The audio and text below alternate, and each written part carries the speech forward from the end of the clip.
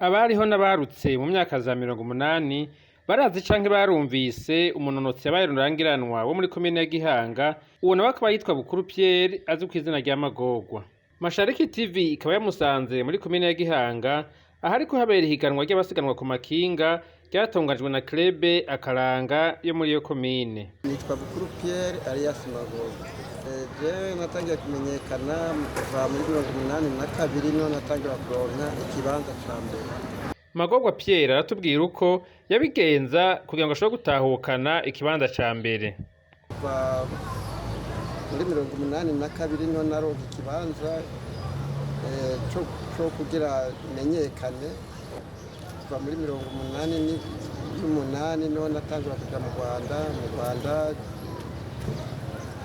ndaheza ndi wa gatandatu, hanyuma ndaza ndasubira ndagira imyimenyerezo muri 90 niho naba uwa gatatu, Uburundi bwa gatatu, niho natahukana ikupe y'igihugu ndayishika.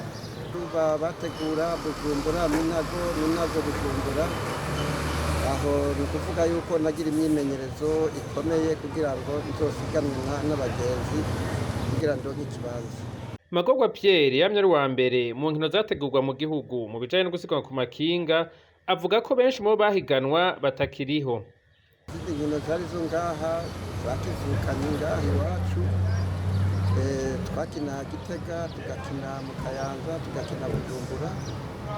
Izo nizo nkino novuga nashoboye kumpa umwanya wo kugira ngo nshike mu rwego rwo kuja gukinira igihugu. Aho hose naba uwa mbere. Abo twahiganwa ni benshi, bamwe baracariho, abandi baritavye Imana, ariko bamwe baracahari, turasazanye ngaha. Siporo y'abiruka bahiganwa ku makinga mu myaka ya za 80 ngo ntiyari ishemeye cane kuko abahiganwa ku makinga ata kinini babikuramwo mu bishobora kubatunga. Ntivyari bishemeye muri siporo, kuko sinovuga ngo hari ikintu noba narakuyemwo, kuko twahembwa rwose bishemeye. Kuko urabona ugiye kugira entraînement y'ikinga byagusaba uburyo bw'iwawe kikoca, waza kugira kuronka agashimwe ugasanga agashimwe ntako ntikabereye n'ibyo wakoresheje ikinga. Aho rero niho umuntu yatakariza, ariko kuba umutima ukunda siporo, je ikinga narabandanyije kuri kure.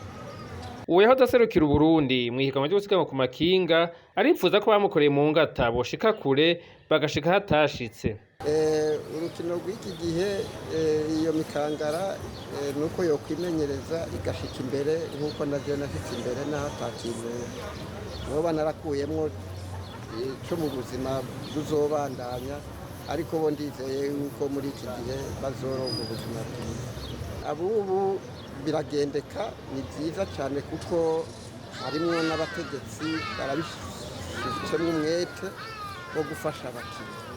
Mu gihe Magorwa Pierre ageze mu zabukuru akaba yaserukiye Uburundi, aripfuza bamufata mu mugongo mu kumufasha kwivuza kuko asigaye agendana ubumuga yatewe n'ikinga.